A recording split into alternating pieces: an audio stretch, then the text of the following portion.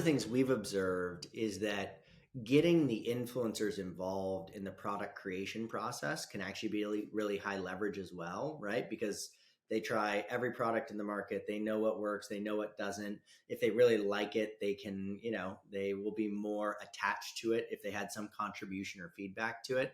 Do you guys get them involved at all in the like product feedback process?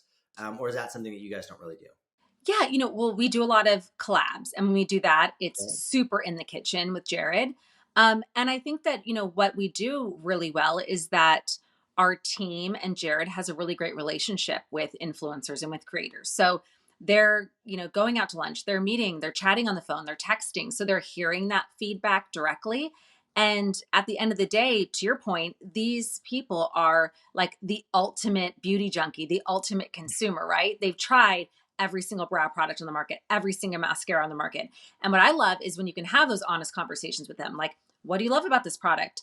What would do you wish was a little bit different? Like what really sets it apart? And when you're listening to those nuggets and you're getting that feedback, you're able to kind of use that to help determine, how do you want to shift your marketing strategy, your benefit communication strategy? How do you want to use that information to share with the consumer? Because you have such an incredible opportunity to hear from these people that literally are like core DNA of what a beauty consumer is all about.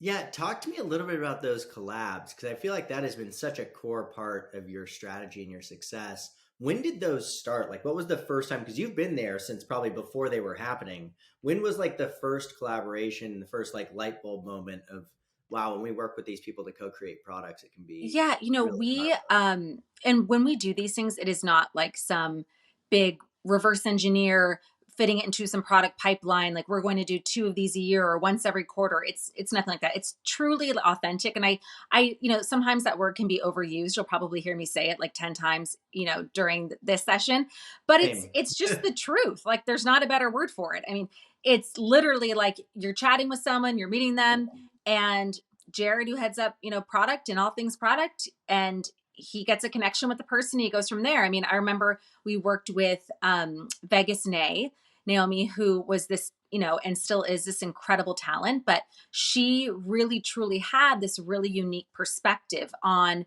makeup, on how she wore makeup, on how she talked about makeup. And Jared and her kind of hit it off, and they were in the kitchen like, let's do a palette together, let's do a collaboration together.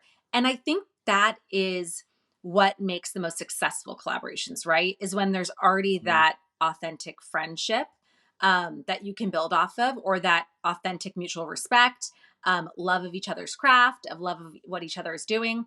And you're trying to get together and make something, even more special.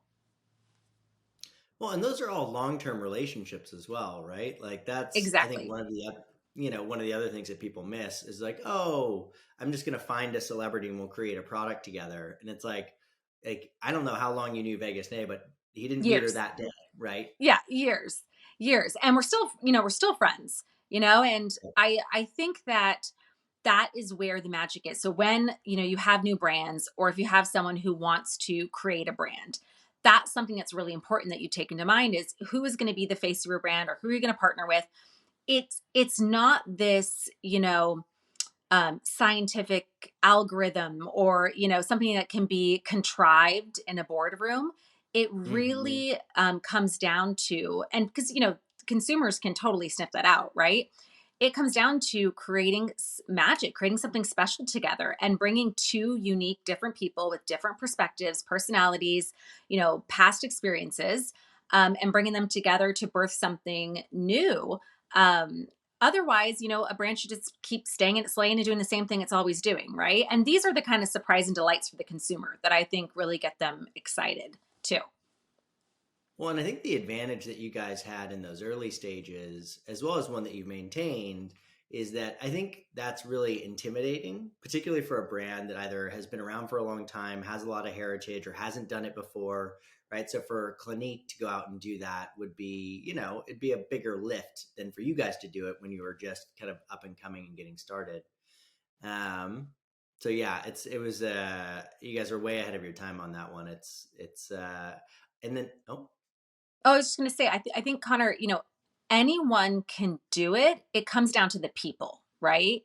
And Hmm. the Hmm. Hmm. people are what make the difference. So whether you have a heritage brand, an indie brand, a big brand, a small brand, who are the people working there? Because it's not the brand essentially is, you know, it's not a obviously like a real life breathing human, right? So at the end of the day, Yeah. people want to work with people, and your brand also has to be like great and cool and have cool products and everything we've talked about. But um, it's hiring the right people who then can be that first connection with the brand and build those relationships. And that's why, I mean, I feel it's so important for brands to have like in-house influencer relations managers, in-house social people.